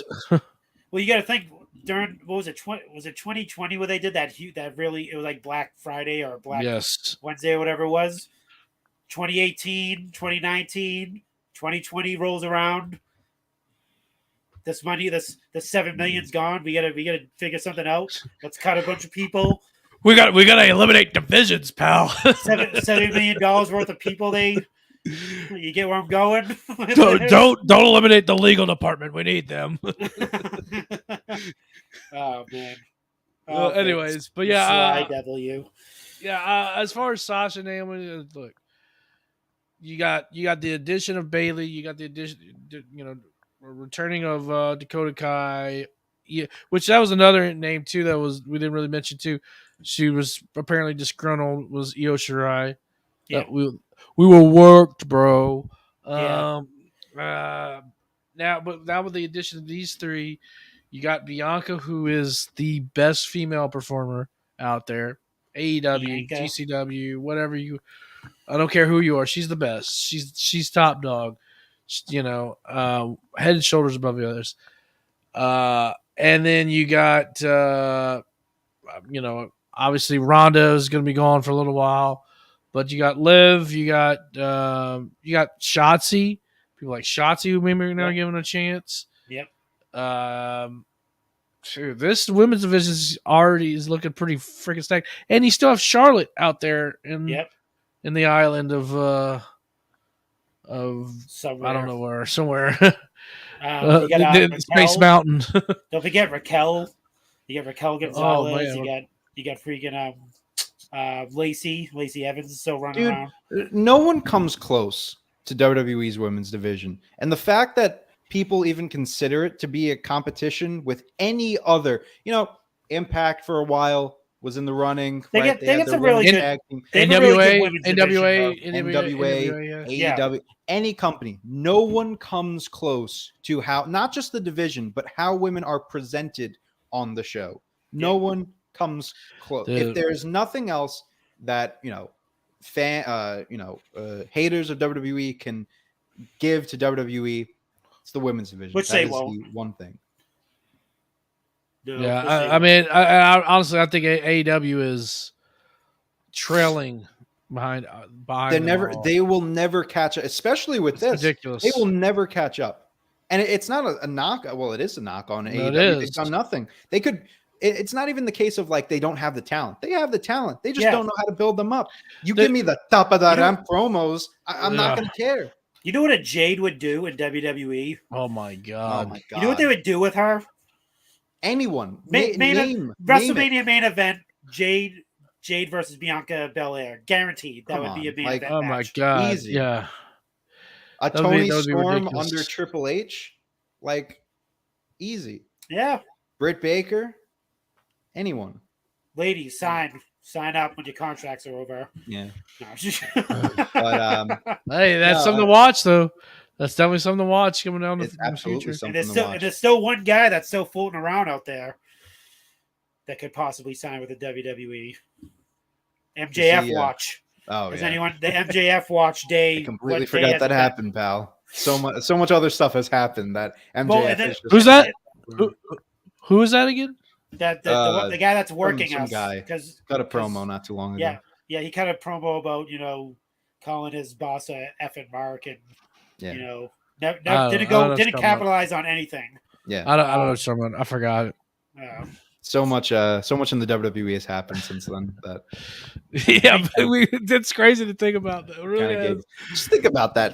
I think I mentioned this last week. The amount of stuff that has happened from this story in particular with Sasha and Naomi. The amount of stuff ever since they walked out. It's their fault. It's it. Yeah. They are. They did. This whole year, and shout out to Sam Roberts. He even mentioned this on the podcast. But he said this is the most newsworthy year in wrestling ever. And you don't even have to even talk about the Vince stuff.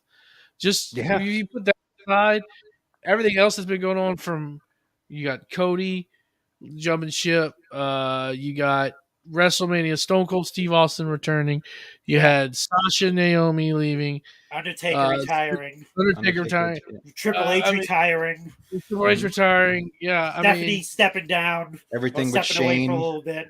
Vince fired. Everything with Shane. God, that Shane stuff was this year. God damn, pal. Tony Khan called his boss an Stone effing Cold, Vince McMahon wrestling his last match. Oh God. God damn. CM Punk returning? No, that was this year, right? Was that this year? That was last year. We're actually approaching a year on that. Wow. It was August of 21. I thought that was around. Why did I think it was around WrestleMania time? Jeez. Everything's blended into each other. Holy shit. Yeah. We're still not. We just crossed the halfway mark of the year. Yeah. That's exactly what Sam said. All we need is The Rock to return this year, and then I think it'll be a that'll year. really just set everything. Or the Bone, or the Bone. The Bone could. Or Shane. Shane's gonna have to pop up at some point. I think. I think he'll be back in. Shane's in done. WWE. He's gonna go build another Chinese Netflix or something. I fucking completely forgot that happened. Man. Oh my god, that was great. Look, I was gonna get into talking about.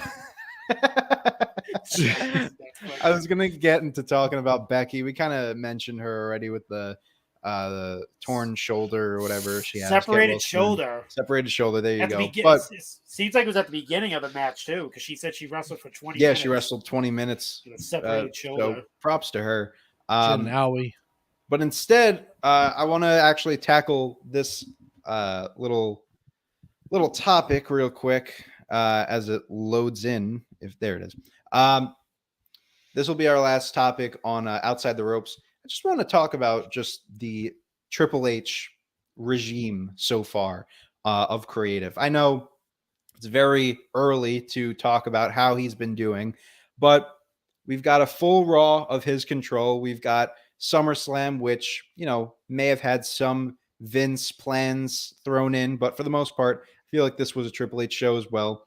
And Raw and SmackDown from last week, I'm pretty sure that they went along with what they already had, but still, it felt different. So, progress report of Triple H. Marco, give your letter grade of how Triple H has been doing so far in creative. F-. No, I'm joking. Let's see.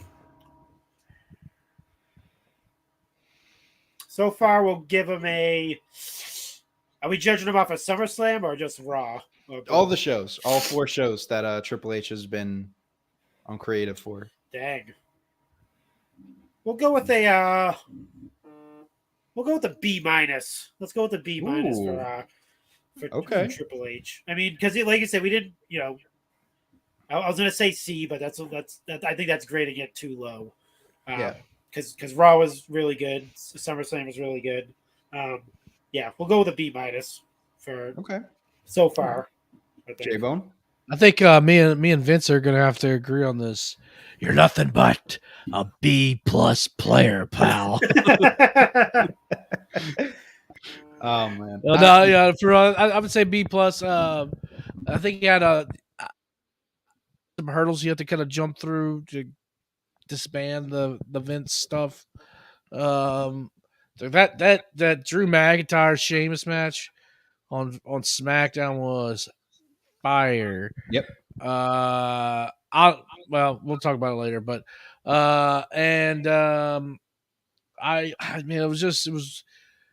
there's some little things here and there that they can improve. I'm glad he's pushing Ciampa. I wish he would have some type of character change, because when he won, it was like dead. Yeah. We're going to talk about Ciampa in the Who Won the Week, but yeah. No, those are all good points. Yeah. Triple H, I'll give him a B+. I'll also give him a B+. I think you made a really good point with what he was given in those first few shows, because you can't really reinvent the wheel right away. Like, you have to ease into it. It was a fucking quick ease in, but nevertheless, from what he was given, definitely saw some changes earlier on, which was good to see. From what we have seen of just Triple H being in charge, I think he's been doing all right. Of course, there's some places that he could tweak, and that'll improve over time. And again, it's hard to grade Triple H so early on because, we haven't seen a lot. It now becomes the question of, can he be consistent? And we've seen NXT. I'm sure that will be the case. Real quick too, shout out to Sam Roberts again this week. I love Sam. He's the fucking man. Oh, he's great. And he did mention that this week, he talked about, no pun intended, but like the evolution of Triple H. Basically going from terrorizing to how we got here. And just talking about how he was had the French gimmick in WCW, and then the blue blood gimmick into DX, into but I mean he broke it down more deeper ways, and how he got here and why he's going to be successful in this spot. So totally. So far I'll give him, I think, anywhere from a B+. I feel like that's a fair grade right now, but Chad mentioned a good point in our chat. Yes. That, you're really going to have to wait, like, let's say 2 to 3 months. Maybe we'll be back here in 2 months to really determine how this is going, because the main problem with WWE, we've been talking about, is that long-term storytelling. They've gotten better this year, especially. We've seen a lot more long-term stories, but can they be of quality, right? A lot of them fell flat. A lot of them were decent. Can Triple H really change that. That'll be one of his main tests. Triple H, he started off like some of my college classes, like right out of the gate, coming out fire with that B+ grade, and then not so great. Then it's like, God, should I do another major change? I don't know. The numbers don't lie. Nevertheless, let's get into our next segment. I think it is time to determine what was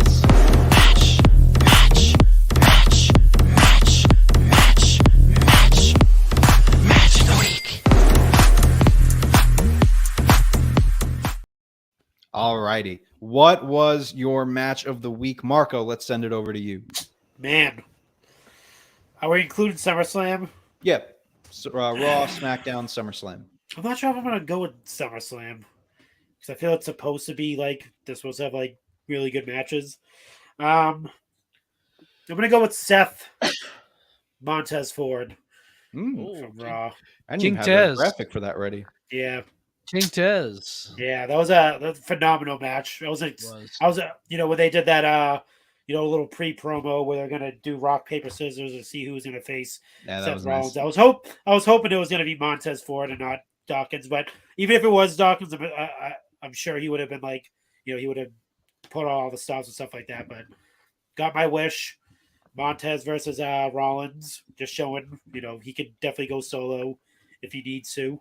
I think they're gonna do like a situation where, kind of like New Day, where they could do like the solo stuff and not have them break up at all. I hope so. I think you'll probably see that more than anything. Look, because he kind of hinted break towards up that. for the Street Profits is, I feel like it's inevitable at this point, but I'm in that small group that kind of wants them to stick around. I feel like that's what makes the Street Profits work. It's just their chemistry with each other. Like, if you have such a great tag team, why would you completely split them up? I think, like you said, with the New Day, like that is completely how they should do it, because then it allows Montez to do his thing, but it also allows Angelo to do his thing, because he's been impressing too as of late. Yeah, definitely. So I'm going with those two gentlemen for my match of the week. J-Bone, what was your match of the week? Sheamus versus Drew McIntyre in a Donnybrook match. Good old fashioned Donnybrook. Now, when I saw this at first, I'm like, okay, all right, we're gonna do this. So we're actually gonna have a Donnybrook. They had like this fake bar set up and this and that. But dude, these two guys, they fucking wrecked each other. Yeah. Yep. 30 minutes. I mean, and you don't see matches like that on SmackDown where 30-minute matches. You barely see wrestling to begin with. SmackDown. Yeah, we were talking about how there was like 7 minutes of wrestling a few weeks ago. Now we're getting 30 at the top of the show. Yeah, we get a goddamn fucking Iron Man match. This was excellent. And the whole show was great. The Raw was good. They had some very solid matches as well too. This was a tough one. So, yeah, this was a good week for your match of the week. For me, honorable mention goes to the we mentioned the triple threat match with Ciampa, AJ Styles, Miz, and Ali. That was a great match. But although we had a lot of great matches this week, I'll give it to Roman and Brock. That was, to me, the most fun match. All right, look at this. Look, it was a fun match. It was different. I think that's the. It was different, all right. It was most definitely different. You could have given it to anyone, like Becky, Bianca. That was a great match. Drew, Sheamus, the triple threat match. But to me, what really stood out to me the most and what drew the most emotion out of me had to have been this match. Things could have been a little differently, sure, but like, to me, the tractor, I love the tractor. God. Brock with that, he keeps rising up from the from all of this carnage. Roman just selling it. Roman's bump when he gets the ring tipped over on him, and even the stuff earlier on in the match. I feel like people don't really talk about that much. Of They're fighting in the crowd. They're doing the table spots, all of this. Brock gets that one cut that cost J-Bone the championship. Such bullshit. So much, just a lot of great stuff. Again, like J-Bone said, you could have given it to a lot of different matches, but this week I'll give it to Roman and Brock. They surprised me. You could have given it to a lot of different matches except for this one. So, all right. I mean, you could look. At least I'm not giving it to fucking, I don't know, the Street Profits and the Usos like that. That would have I'd rather you do that. I mean, at least it's a now that's ridiculous. Now you could have given it to Logan Paul and the Miz too. I could have given it to Logan Paul and the Miz. I would have rather you done that, to be honest. Wow, I'm surprised. I'm surprised. All right, well, we are going to get into our final topic on the evening, and that is to determine Who won the week?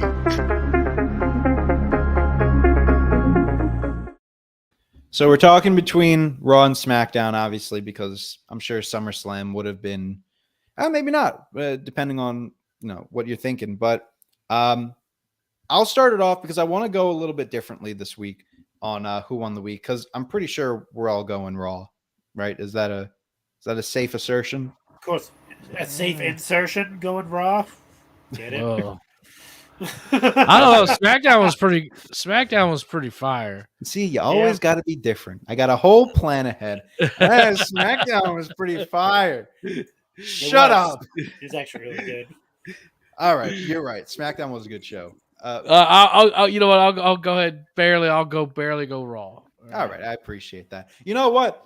I'll tell you what. This segment for the last few weeks has been just a very fucking brush over it.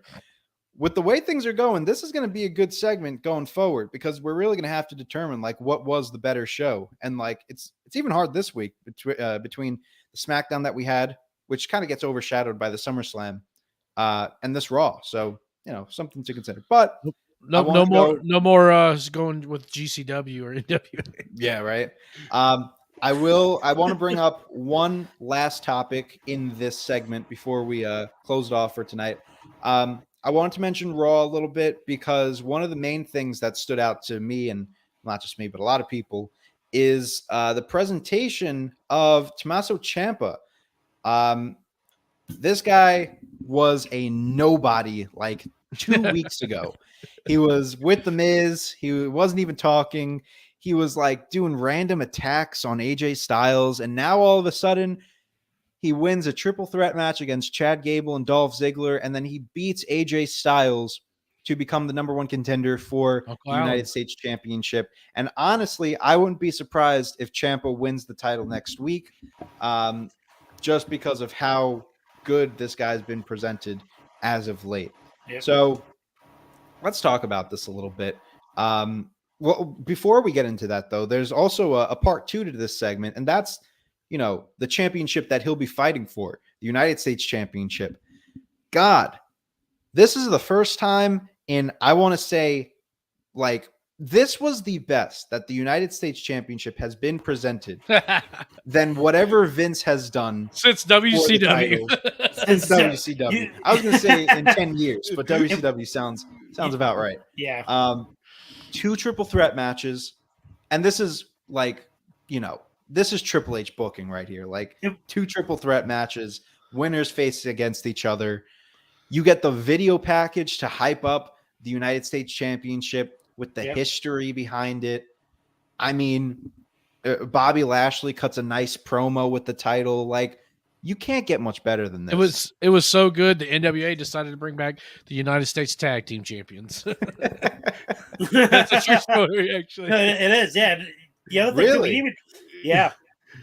I don't know if it was because of this, but I doubt they did announce that today that they're bringing back the United States Tag Team Championship. We didn't even bring up the fact that those that triple threat match. Yeah. Yeah, I mean they were phenomenal. I mean, no pun intended. Yeah, I think it stunned Marco into silence. Is what.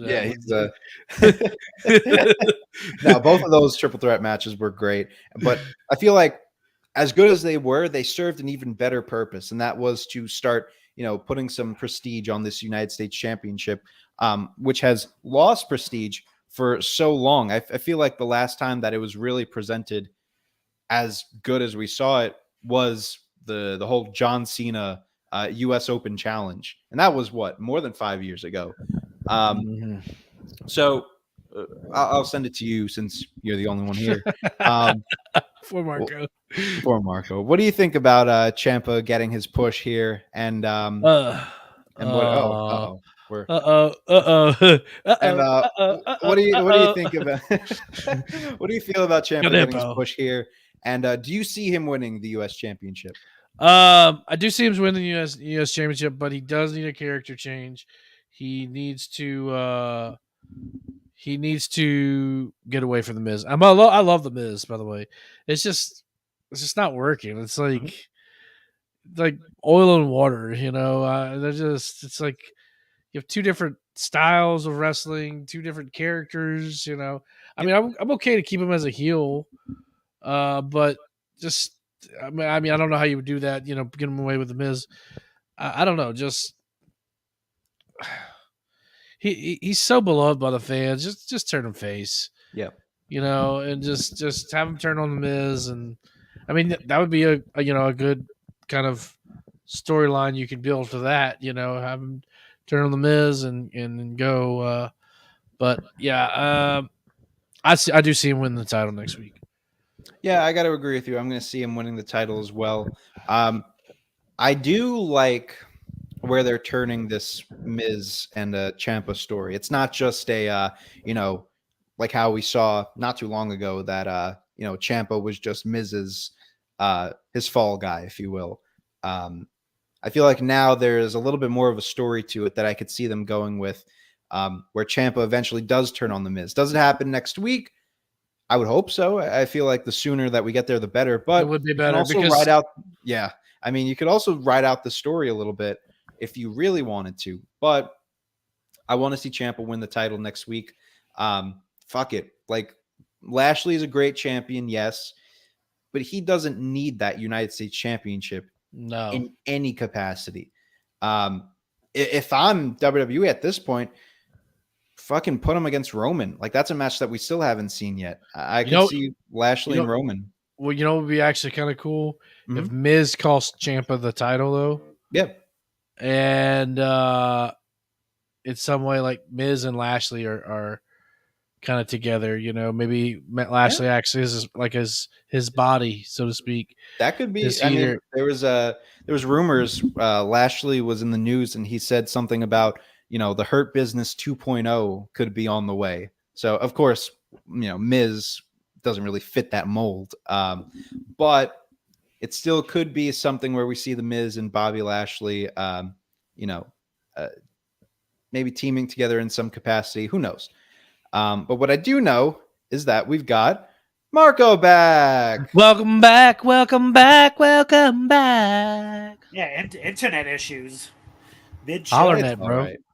Hollernet. We're talking about Ciampa. Do you think Ciampa's winning the title next week? Yes, with the help of Miz. There you go. Yeah. So you don't think he turns on him? No, I think Miz is with him for a little bit just to get him over.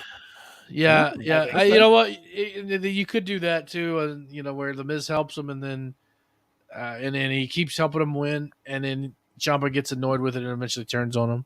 Eventually, it's got to be where Ciampa turns on him. There's no way. Yeah. With the neon that he's wearing and all this shit. God, no one will survive this rave party. They could be bringing that back, that theme back too. I heard rumors about that. But let me present you one more scenario before we call it quits here on the show. So let's say Miz costs Ciampa the win, or let's say Ciampa wins the title next week in some capacity. Ciampa turns on the Miz. So Ciampa's your champion, pun intended. A little rhyming there, pal. So we need a first challenger for Tommaso Ciampa. Well, we're in Cleveland next week. Goddamn, pal. What about this guy? What about Johnny Gargano? I mean, Johnny Gargano and Karrion Kross, those two guys are they're looking like freaking geniuses right now. Yes. because they just like, all right, well, wait it out. And I mean, now you could have a bidding war with these two people, Whereas like people thought for sure he was going to AEW. Hold I don't even on. think it's going to be a war. I think Gargano's in. There's no Yeah. way. I think so too. Yeah. There's no way it's even a battle. Yeah, I think Gargano's going right back to Papa H, But as they call him. listen, I got a proposition. I'm in. But you haven't heard. I don't care. I'm in. Yeah, I would love to see Gargano in. It works. It just works so well. Like Ciampa, Gargano. You want to tag team them. You want to make them feud against each other. Whatever you want to do with them. It fits. So, just before we close off here, like you mentioned it, J-Bone, like, them waiting it out. It's so weird. Like, obviously, no one knew what was going on with Vince. Clearly, no one, I mean, besides the people that were involved, no one knew what was going on with Vince. All of these free agents that were released by the WWE almost immediately after their 90 days signed elsewhere, Impact, AEW. But for some reason, Gargano waited it out. Now, it could be because of, just having the kid, blah, blah, blah, blah. Well, I think know. Candace's contract had something to do with it too, because her contract didn't match his, and right, yeah, she was there for a little bit, and I knew he was.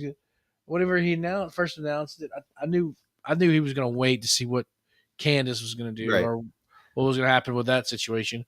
And then I guess kind of things just progressed. But even then, they've been free agents for a little bit now. Like, I mean, he's still interesting he's taking bookings, So I mean, he's probably making, he is making great money on the independent circuits.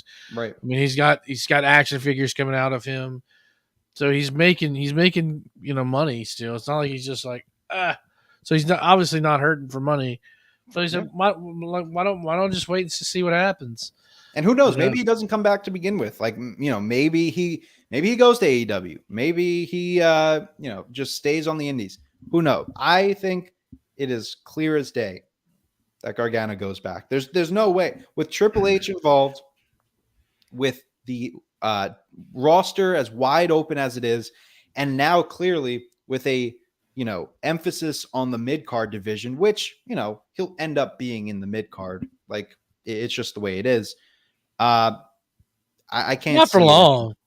Not for long. Not for long. I mean, we have to get this over this Roman hump, but I mean, I could see him down the road as a challenger, sure, an underdog. Yeah, Johnny Gargano's best when he's fighting underdog, fighting from underneath.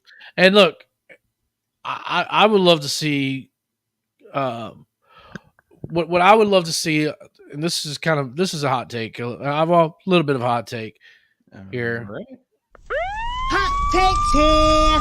Get your hot takes here.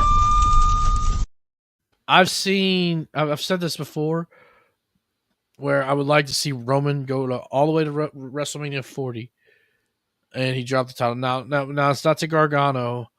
However, Gargano would play an important role to this because he would be a good challenger along the way, potentially, and so would Ciampa. But I would like to eventually see Riddle take the title from Roman. He'd be the guy.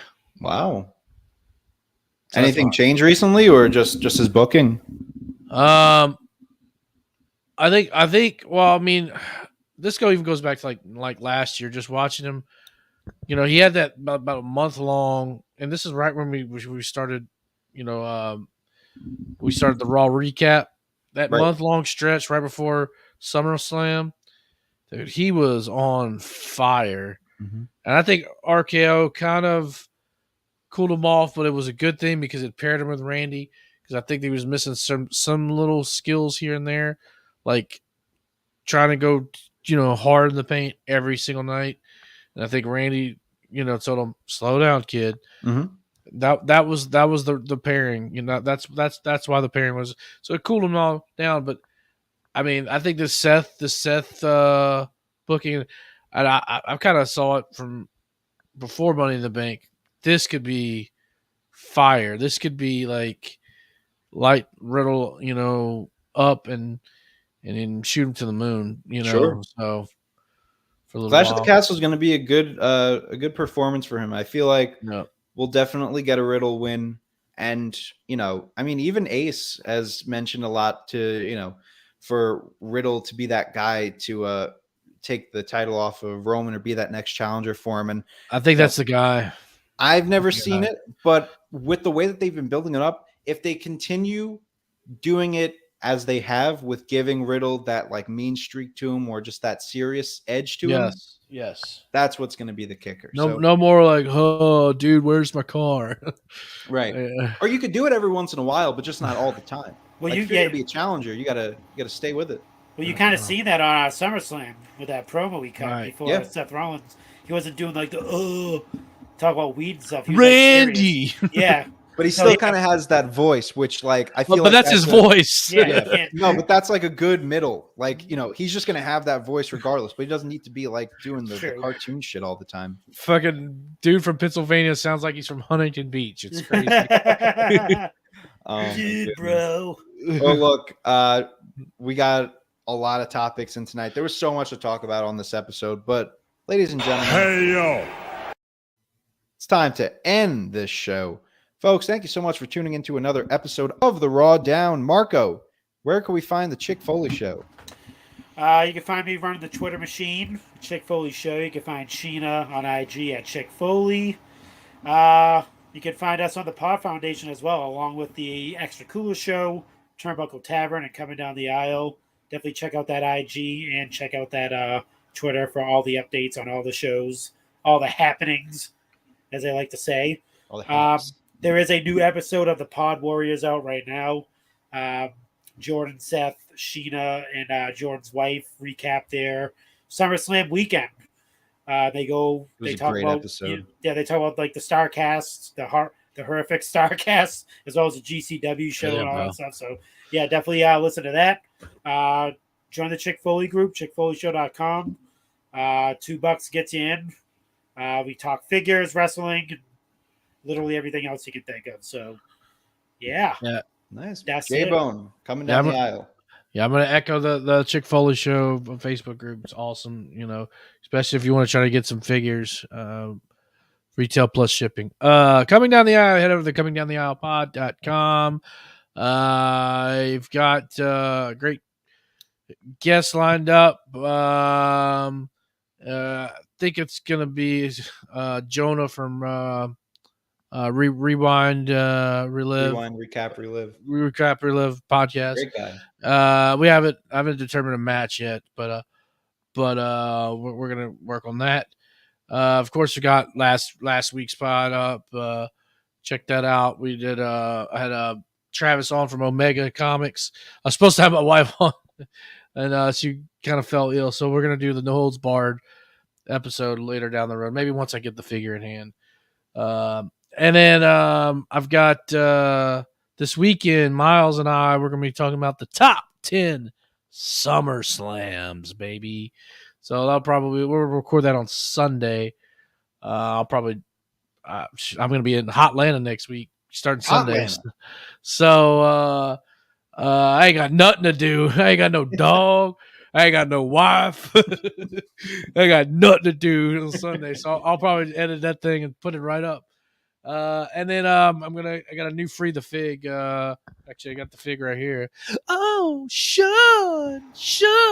I think I'm cute. I'm not a figure guy, but that looks like a really great figure. It's probably figure of the year, to be honest with you. It's nice. Up there. So I'll drop that here shortly. Nice. And you got me at the Independent Epicenter. You can follow me at Indie Epicenter on Twitter and Instagram.